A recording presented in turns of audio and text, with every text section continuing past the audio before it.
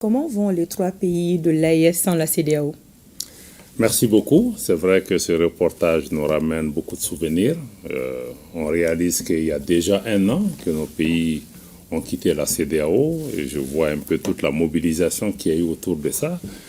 Je peux dire sans risque de me tromper que nos pays, le Burkina Faso, le Mali et le Niger, restent debout, restent dignes, restent résilients, mais aussi nos populations restent confiantes en leur avenir. Avancent avec détermination pour la réalisation de leur pleine souveraineté, parce que nos chefs d'État, ce qu'ils ont fait, c'est de reprendre en main les destinées de notre pays et aussi empêcher quiconque d'utiliser notre appartenance à une organisation. Le fait que nous ayons abandonné une partie de notre souveraineté pour la réalisation de l'unité africaine ne peut pas être utilisé en retour pour pouvoir punir, affamer nos populations et même menacer d'agresser nos pays. Depuis, nos pays aussi s'organisent aujourd'hui. Ce n'est pas qu'une réponse à la CEDEAO, mais nous avons décidé de faire ce que nous voulons et dans le cadre de l'AES en essayant de recréer une nouvelle forme de solidarité qui se fait dans le respect, qui se fait dans la complémentarité, qui se fait aussi dans l'union et l'unité de nos peuples pour se lever ensemble, combattre l'insécurité à travers la défense et la sécurité, mais aussi permettre à nos pays de parler d'une seule voix à travers notre action diplomatique, mais aussi renforcer les actions de développement sur le terrain pour pouvoir cimenter nos différents pays.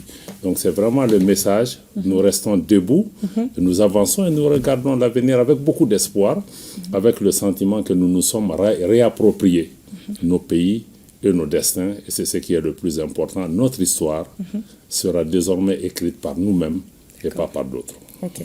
Alors, Monsieur le ministre, vous venez de participer à une rencontre avec vos homologues à Ouagadougou sur les relations entre l'AES et la CEDEAO. Quelles sont les principales issues de cette rencontre?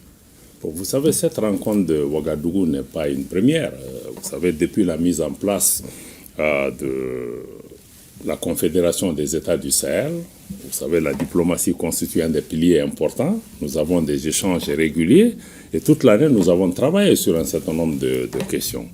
Maintenant, la rencontre de Ouagadougou avait pour objectif essentiel, prenant acte aussi des évolutions qu'il y a eu dans notre région et du fait que ça fait un an que nous sommes sortis de la CEDEAO et que nous essayons nous-mêmes d'aller dans la direction que nous avons choisie, c'était de pouvoir finaliser l'approche qui a été adoptée entre nos trois pays par rapport à la gestion de nos rapports avec la CEDEAO, mais d'entité à entité. C'est-à-dire que comment l'AES va établir ses relations avec la CEDEAO. Et dans ce contexte, vous savez qu'on a perdu près de 11 mois après notre sortie.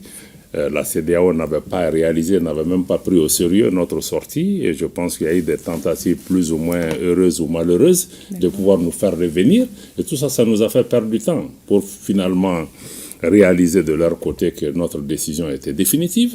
Et à partir de cet instant, le 13 janvier, nous avons reçu un courrier de la commission de la CEDEAO proposant des discussions. Nos pays n'ont jamais été fermés.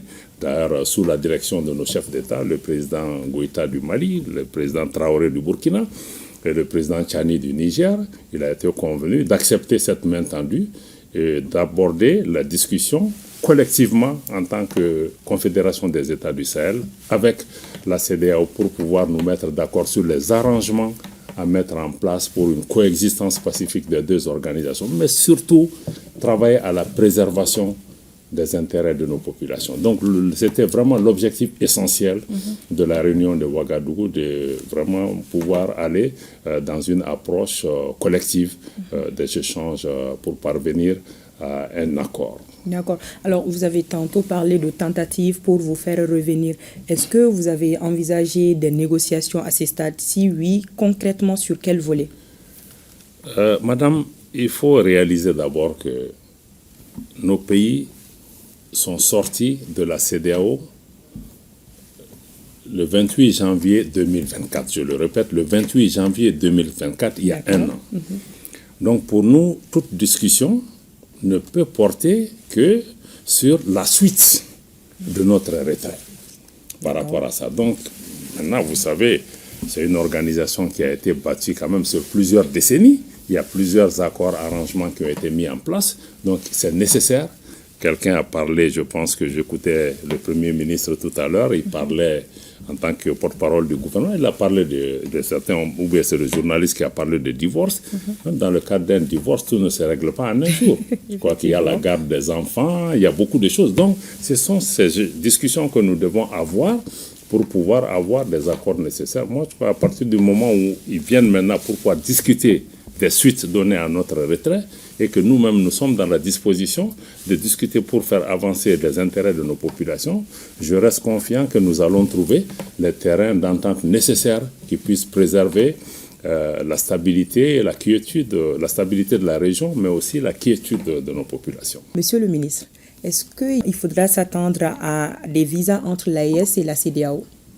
Bon, nous nous réjouissons d'abord que nos États aient réussi collectivement de mettre en place un passeport, ce qui démontre l'attachement de nos chefs d'État par rapport à l'effectivité de la libre circulation de nos citoyens. D'abord, dans notre espace, quand on en parle, c'est d'abord la priorité, c'est renforcer la libre circulation entre nos trois pays, mais aussi permettre à nos citoyens de se déplacer librement. C'est un acte souverain qu'on a pris par rapport à ça.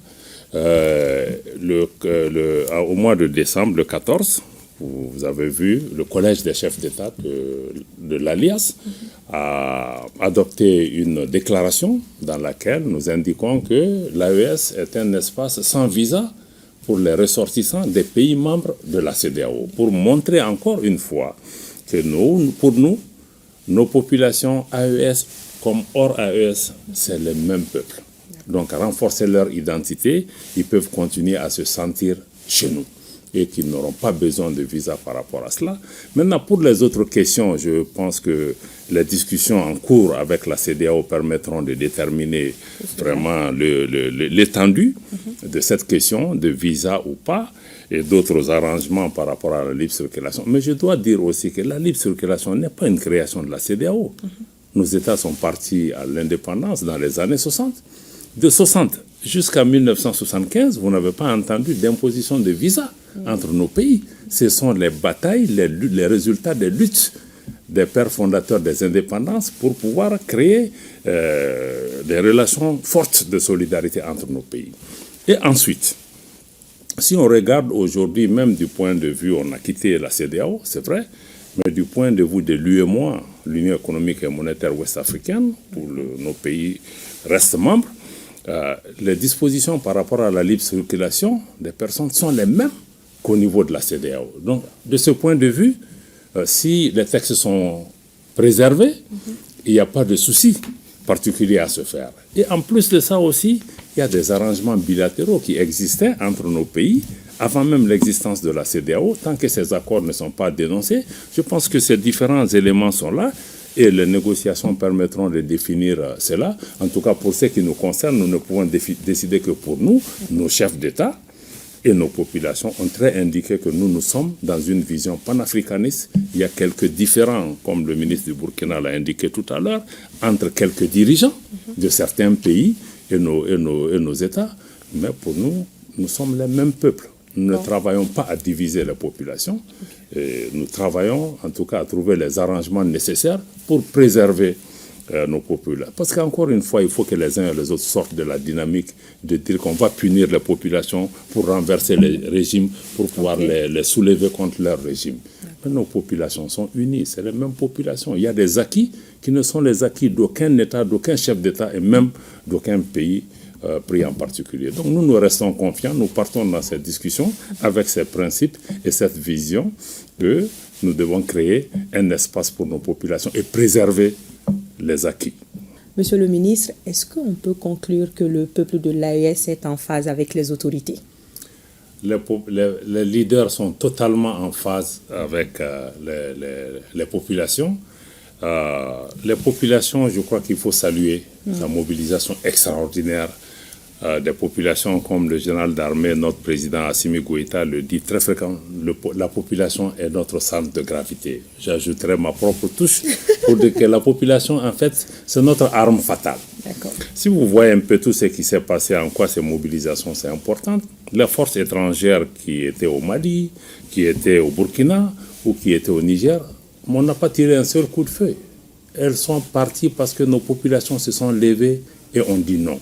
Et chaque fois que nous nous mobilisons, nous parlons d'une seule voix, nous montrons notre détermination. Il n'y a rien qui puisse arrêter. Donc je pense que cette mobilisation, il faut la saluer au sein de nos pays, mais aussi dans plusieurs pays africains et même au sein de la diaspora. Je crois que ça envoie une image de détermination au monde entier qui a compris maintenant que nos populations veulent aller dans une autre direction. Ils ne veulent plus être soit colonisés, soit être dominés. Ils veulent être maîtres de leur destin. Ils veulent pouvoir vraiment changer les choses pour eux. Donc je voudrais saluer non seulement leur mobilisation, mais aussi toute la résilience de nos populations. Le ministre du Burkina l'a indiqué, ça n'a pas été facile, ça ne sera pas facile, ça sera un long travail, ça ne sera pas un combat du président Goïta, du président Traoré ou du président Tchani. Je pense que ça va être un combat de longue haleine pour préserver nos pays, pour préserver la dignité de nos populations, pour encore une fois nous réapproprier nos pays et nos destins.